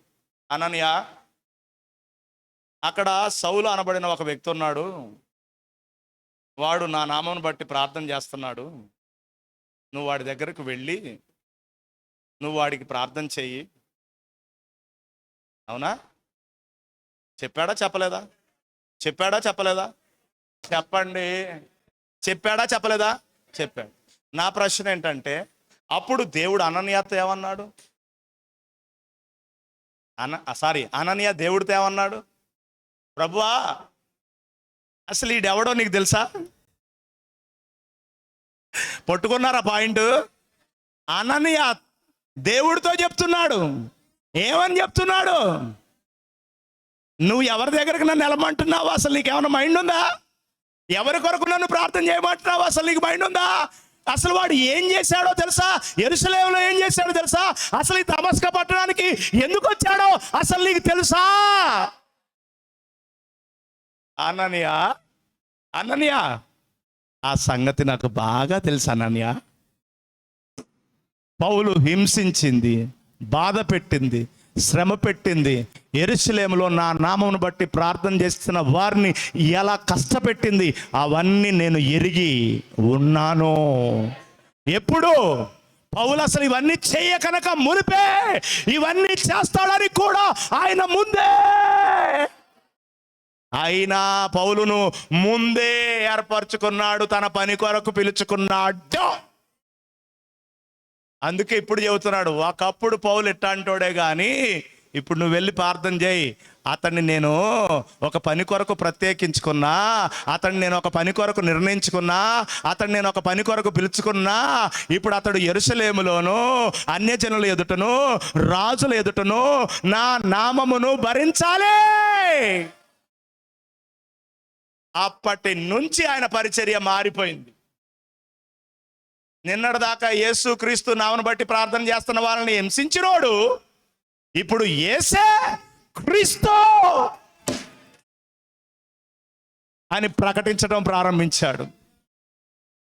అయితే ఇది నా అంశం కాదు, తర్వాత వస్తుంది. ఇక్కడ నా అంశం ఏంటంటే, సౌలును గురించి దేవుడు ముందే ఎరిగి ఉన్నాడు. కానీ అననీయ ఏమనుకున్నాడు? ఎరగడేమో సౌలు సంగతులు ఏమి, యెరూషలేములో ఏం చేశాడో, అక్కడ ఏం చేశాడో, ఇక్కడ ఏం చేశాడో, ఆడేం చేశాడో, ఈయన ఏం చేశాడో ఎరగకుండానే పిలిచాడా? ఎరిగే పిలిచాడా? ఇప్పుడు చెప్పండి. ఇప్పుడు సౌలును ఎరిగిన దేవుడు నిన్ను, నన్ను, మనందరినీ మరి ఇప్పుడు ఆయన పిలిచాడు ఒక పని కొరకు. ఇప్పుడు వాటన్నిటిని వదిలిపెట్టి ఆయన పని చేయడానికి నువ్వు సిద్ధమేనా? ఆయన పని చేయడానికి నువ్వు సిద్ధమేనా? హల్లెలూయా. సాకులు చెప్పొద్దు. మోషేని పిలిచాడు. మోషే అంటాడు, నువ్వు నాతో మాట్లాడినప్పటి నుంచి కానీ అంతకు ముందు కానీ నా సంగతి నీకు తెలియదేముంది? నాకు నత్తి ఏంటంటే అసలు మానవునికి నోరిచ్చినోడు ఎవడు? మోగవాడిగా పుట్టించినోడు ఎవడు? కుంటివాడిగా పుట్టించినోడు ఎవడు? హల్లెలూయా. అంటే నువ్వు మాట్లాడగలవో మాట్లాడలేవో, నీకు నత్తుందో నత్తి లేదో, నువ్వు చూడగలవో చూడలేవో, నువ్వు కుంటోడువో గోనోడువో ముక్కుడోడువో ఎట్టంటోడువో, నీకు పలుకుబడుందో పరపతుందో లేదో, నీకు బలగం ఉందో లేదో, నీ కులం పెద్దదో లేదో, అవన్నీ నాకు తెలియకుండానే మోషే నేను పిలిచానా? మోషే నీ దగ్గరకు నేను వచ్చానా? మోషే నిన్ను నేను ఆకర్షించానా? ఇవన్నీ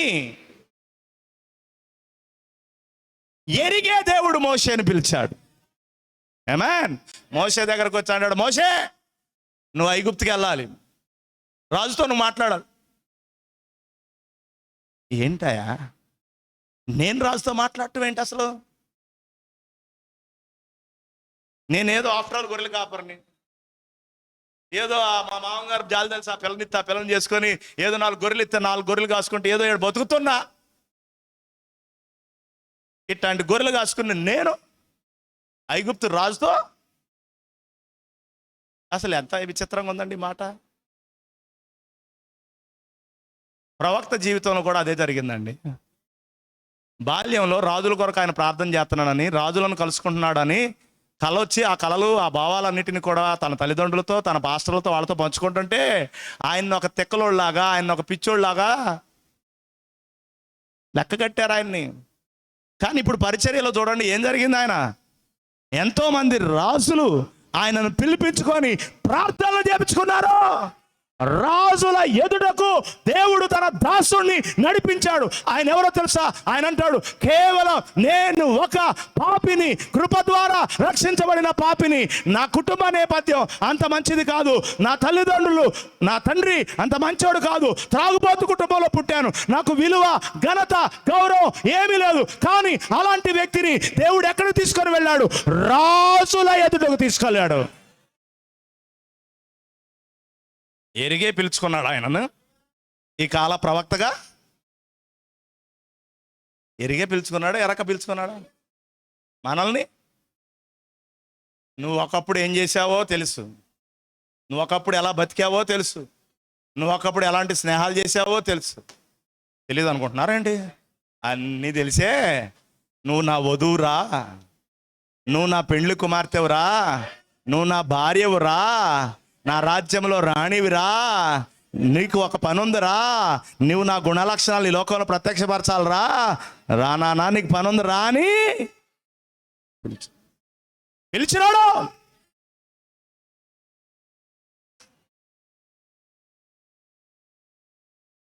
హల్లెలూయా. అందుకనే ఈరోజు చాలామంది అంటారు, దేవుడు నన్ను పిలిచాడు బేదర్. దేవుడు నిన్ను పిలిస్తే నడవడానికి నీకేంటి అభ్యంతరం? దేవుడు నిన్ను పిలిస్తే పరిచర్య చేయడానికి నీకేం అభ్యంతరం? అయ్యగారు ఈ మధ్య వాళ్ళు వచ్చి ఇక్కడ చర్చి పెట్టారు, అయ్యగారు వాళ్ళు వచ్చి మా పక్కనే దిగారు అయ్యగారు. కొంతమంది భయపడతా ఉంటారు. నేను ఒకటే చెబుతున్నా, అర్థమైందండి? ఎంత పెద్ద మినిస్ట్రీ కలిగిన వ్యక్తి నా ఎదుటకు వచ్చి పరిచర్య పెట్టినా నేను భయపడను. ఎందుకంటే దేవుడు నన్ను భూమికి పునాదులు వేయబడక మునిపే ఎరిగి నిర్ణయించుకొని ఒక పని కొరకు నన్ను ఆయన పిలిస్తే ఆయన నాకు అప్పగించిన పని నా ద్వారానే చేస్తాడు తప్ప మరొకని ద్వారా ఆయన ఆ పనిని చేయడు. నా పని నాదే, ఎవరి పని వాళ్ళదే. నా పని నాదే, ఎవరి పని వాళ్ళదే. నేను కూడా కనబడితే హాయ్ హాయ్ అంటా నేను కూడా.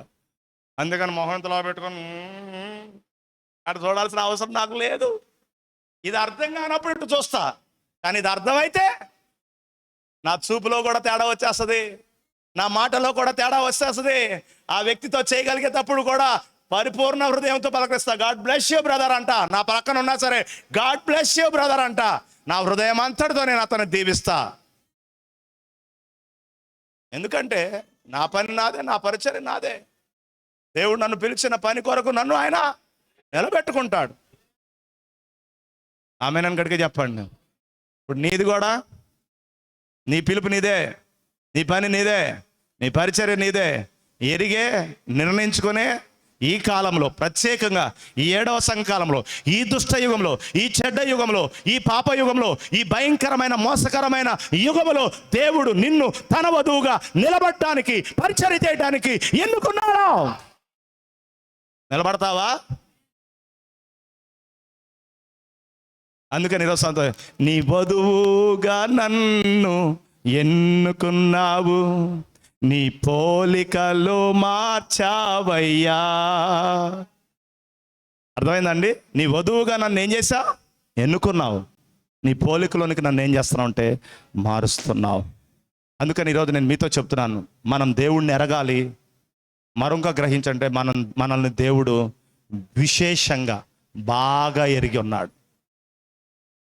నీ అన్నీ ఆయనకు బాగా తెలుసు. నీ బలం, నీ బలహీనత, నీ స్తోమత, నీ కెపాసిటీ, నీ సామర్థ్యం, నీకు సపోర్ట్, ఎవ్రీథింగ్ ఆయనకు తెలుసు. మోషేకి భార్య, కుమార్తెలు, గొర్రెలు తప్ప, ఆ కర్ర తప్ప ఏమీ లేదు. అవునా కాదా? మోషే అనామకుడుగా ఉన్నాడు, కానీ దేవుడు ఆ మోషేనే ఎన్నుకొని ఐగుప్తు రాజుతో మాట్లాడడానికి తీసుకొని వెళ్ళాడు. అవునా కాదా? తన ప్రజలను విడిపించుకొని తీసుకొని రాగలిగాడు.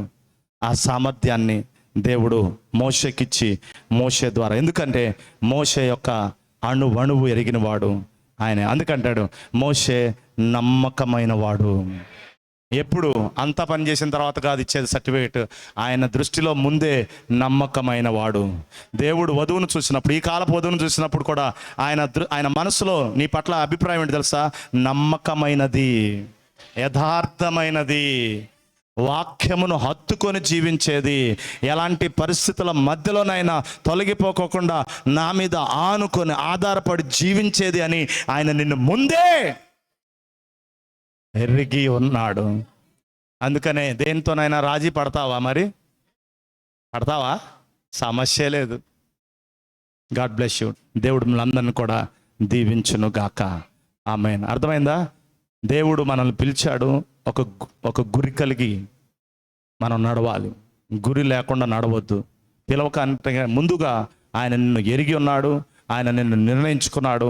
అవునా కాదా? అందుకే ఆయన నిన్ను పిలిచాడు. అబ్రాహామును పిలవడానికంటే ముందుగా అబ్రహామును ఎరిగి ఉన్నాడు. ఎలీషాను పిలవడానికంటే ముందుగా ఎలీషాను ఎరిగి ఉన్నాడు. ఏలియాను పిలవడానికంటే ముందుగా ఏలియాని ఎరిగి ఉన్నాడు. మనల్ని పిలవడానికంటే ముందుగా మనల్ని ఎరిగి ఉన్నాడు. ఆమేన్. పౌలును పిలవడానికంటే ముందుగా పౌలును ఎరిగి ఉన్నాడు. ఎరిగే దేవుడు నీకు ఈ పని అప్పచెప్పాడు. ఎరిగే దేవుడు నీకు ఈ పరిచర్యను అప్పచెప్పాడు. ఎరిగే దేవుడు నిన్ను ఏం చేశాడంటే, ఈ కాలంలో నా వధువుగా ఉండాలని భూమికి పునాదులు వేయబడక మునిపే నిన్ను ప్రత్యేకపరుచుకున్నాడు. హల్లెలూయా. కాబట్టి ఆయన వధువుగా ఈ లోకంలో జీవించుదుముగాక. మత శాఖల మధ్యలో, మత క్రమముల మధ్యలో, లోక క్రమముల మధ్యలో, లోక ఆచారాల మధ్యలో అపవాది వెలుగుదూత దేవుని వేషం వేసి దేవుని ప్రజలను మోసగించేటువంటి యుక్తులతో తిరుగుతున్నటువంటి వారి మధ్యలో నీవు ఒక వధువుగా దేవుని పక్షముగా నువ్వేం చేయాలంటే పరిచర్య చేయాలి. అది నీ కాలింగ్, అది నీ పిలుపు. ఆమేన్. అట్టి జీవితం మనమందరము జీవించుదుము గాక.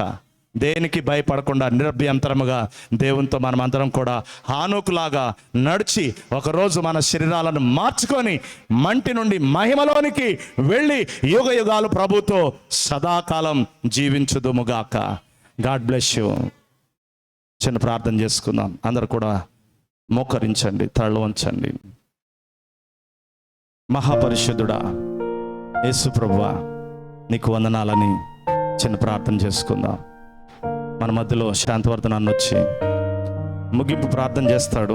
తనతో కలిసి చిన్న ప్రార్థన, అలాగే స్వీట్స్ గురించి కూడా ప్రార్థన చేస్తాడు. మీకు ఎవిలిన్ రోజ్ దేవుని ఆలయంలోకి వచ్చిన సందర్భంగా స్వీట్స్ తీసుకొచ్చారు కనుక మీరు ప్రార్థన చేయాలని మనం చేస్తున్నాం. ప్రార్థన చేసుకుందాం. అందరు కూడా తలలో వంచండి. దేవుడు మనలను ప్రేమించి తన దాసులను నిలబెట్టుకొని తన ఆత్మతో అభిషేకించి మనతో మాట్లాడిన ప్రతి మాటను బట్టి కొద్ది నిమిషాలు హృదయమంతటితో కృతజ్ఞత కలిగి ప్రార్థన చేసుకుందాం.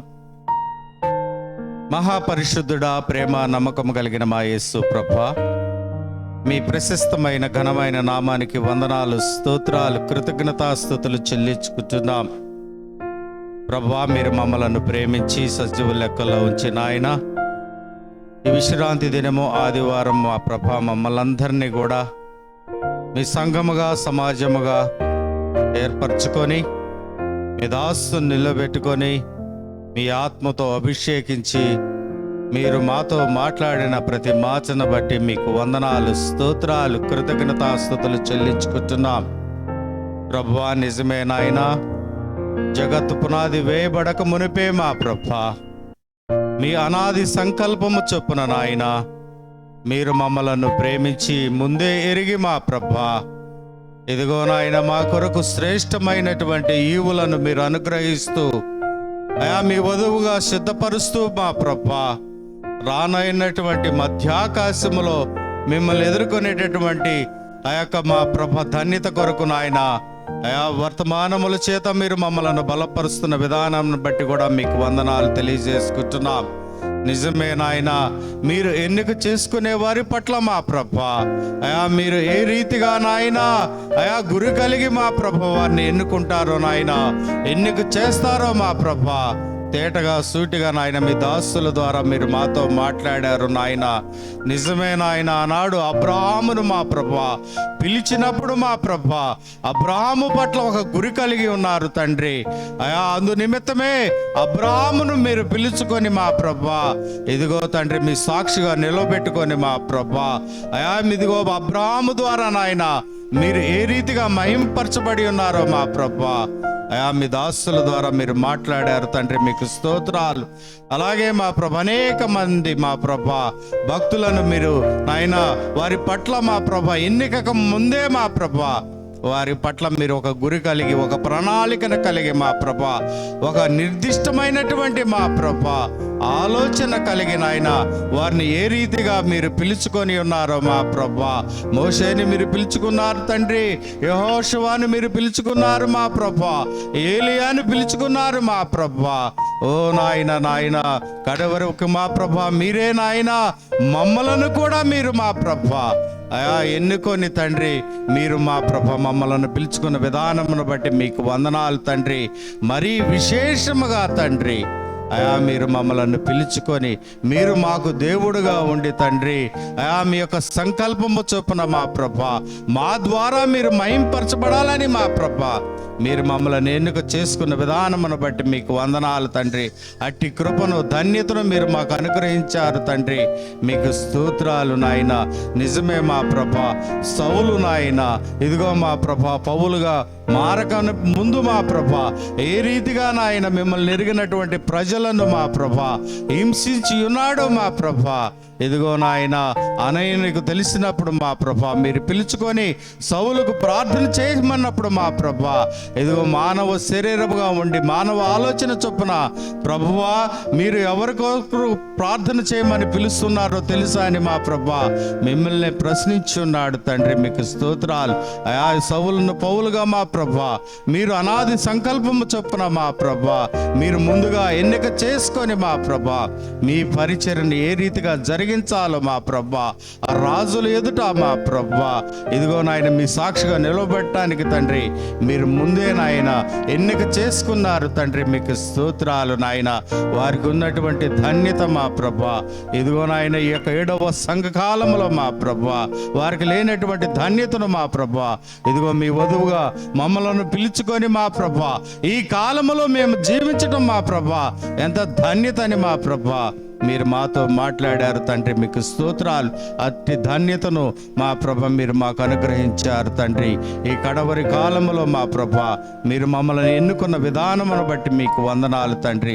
నిజమే మా ప్రభ ఇదిగో నాయన లోక సంబంధముగా ఆలోచిస్తే మా ప్రభ ఎన్నిక లేనటువంటి మమ్మలను మా ప్రభ ఇదిగో నాయన అత్యంతమైనటువంటి పేరు ప్రఖ్యాతులు కలిగిన వారు అయా వారిని మేము చూస్తూ మా ప్రభ వారిని మేము ఎన్నిక చేస్తున్నాము, కానీ మా ప్రభా వారి పట్ల నాయన మాకు మా ప్రభ ఎన్నిక లేదు నాయన. అయా వారు మమ్మల్ని ఎన్నుకోలేనటువంటి పరిస్థితిని మా ప్రభా, కానీ నాయన మీరైతే మా ప్రభా అయా మమ్మల్ని ఎన్నిక చేసుకున్నారని మా ప్రభా మీ దాసుల ద్వారా మీరు మాట్లాడారు తండ్రి. నిజమే నాయన. సర్వ సృష్టిని నోటి మాట ద్వారా సృష్టించినటువంటి సృష్టికర్తమైనటువంటి మీరు మా ప్రభా అల్పులమైనటువంటి దేనికి పనికిరాని నన్ను మమ్మలను మీరు ఎన్నుకున్నందుకు మా ప్రభా ముందుగానే మీరు మమ్మల్ని ఎరిగినందుకు మీకు స్తోత్రాలు వందనాలు తెలియజేసుకుంటున్నాం.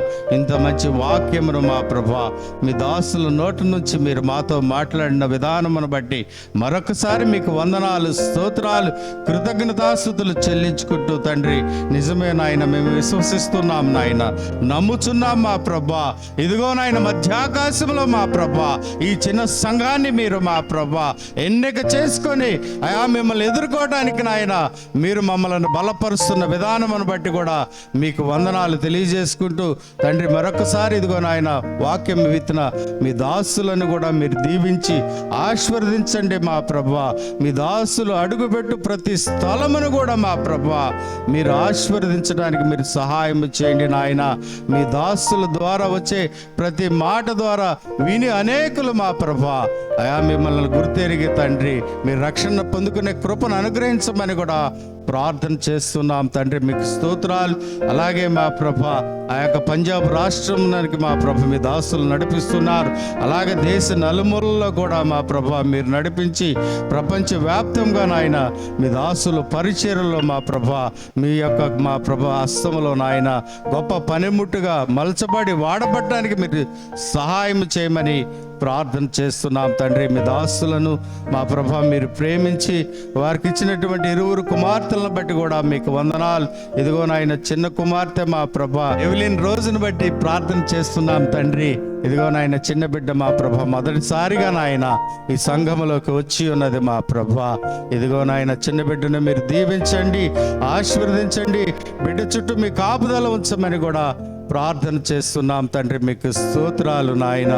మంచి స్థితిని మా ప్రభా మీరు అనుగ్రహించడానికి మీరు సహాయం చేసినటువంటి దేవుడు మీరై ఉన్నారు అయా. ఇదిగో నాయన మా ప్రభా ఆ యొక్క మీ దాసులను మీ దాసురాలను అయా ఇదిగో నాయన ఇరువురు కుమార్తెలను కూడా మీరు దీవించి ఆశీర్వదించి మీ నామానికి మహిమ తెచ్చుకోమని అయా ఇదిగో నాయన రెండవ కుమార్తెను మా ప్రభా ఇదిగో నాయన 11 రోజులు మీరు ఇచ్చి మా ప్రభా ఇదిగో నాయన మొదటిసారిగా ఈ సంఘానికి తీసుకొచ్చిన విధానంను బట్టి మీకు వందనాలు తెలియజేసుకుంటూ అందుకు కృతజ్ఞతలుగా మా ప్రభా ఇదిగో స్వీట్స్ను మా ప్రభా ఇదిగో నాయన ఈ సంఘానికి మా ప్రభా అయా ఇవ్వడానికి తీసుకొచ్చిన స్వీట్స్ను కూడా మీరు పవిత్రపరచండి నాయన. దీవించి ఆశీర్వదించి మీ యొక్క దాసుని కుటుంబాన్ని ఇంకా బలపరిచి మా ప్రభా అయా ఇదిగో నాయన మా ప్రభ మీరే దీవించి ఆశీర్వదించి మీ నామానికి మహిమ ఘనత ప్రభావములను పొందుకొనమని మరొక్కసారి ఇదిగో నాయన చిన్న సంఘాన్ని ఈ దీన సంఘాన్ని కూడా మీ హస్తములకు అప్పచెప్పుకుంటూ మా ప్రభా అయా మాకు కావలసిన ప్రతి ఈవులను మీరు అనుగ్రహిస్తూ మా ప్రభా ఇదిగో నాయన లోకము వైపు చూస్తూ మా ప్రభా మేము తొట్టిల్లకుండా నాయన మా పిలుపును మా ప్రభా ఇదిగో నాయన మేము కనిపెట్టుకొని తండ్రి మీరు పిలిచినటువంటి పిలుపు ప్రకారం ఈ లోకంలో జీవిస్తూ మా ప్రభా మీ నామాన్ని మహింపరిచేటటువంటి మీ బిడ్డలుగా సాక్షులుగా మేముంటానికి సహాయం చేయమని ప్రభువైన యేసుక్రీస్తు నామములో ప్రార్థించి వేడుకొంచున్నాము. ఆమేన్. మన ప్రభు అయిన యేసుక్రీస్తు యొక్క కృప, ప్రేమ, శాంతి, సమాధానము ఇక్కడ చేరి ఉన్న ఆయన వధువులో భాగమైనటువంటి మనందరికీ, ప్రపంచ వ్యాప్తముగా ఉన్న వధువు అంతటికి కూడా, అలాగే పరిచర్య చేయుటకు ఆయన ఏర్పరచుకున్న ఆయన దాసులకును సర్వ మానవాళిని సకల విధాలుగా దీవించి ఆశీర్వదించునుగాక. ఆమేన్. God bless you. దేవుడు అందరిని దీవించునుగాక.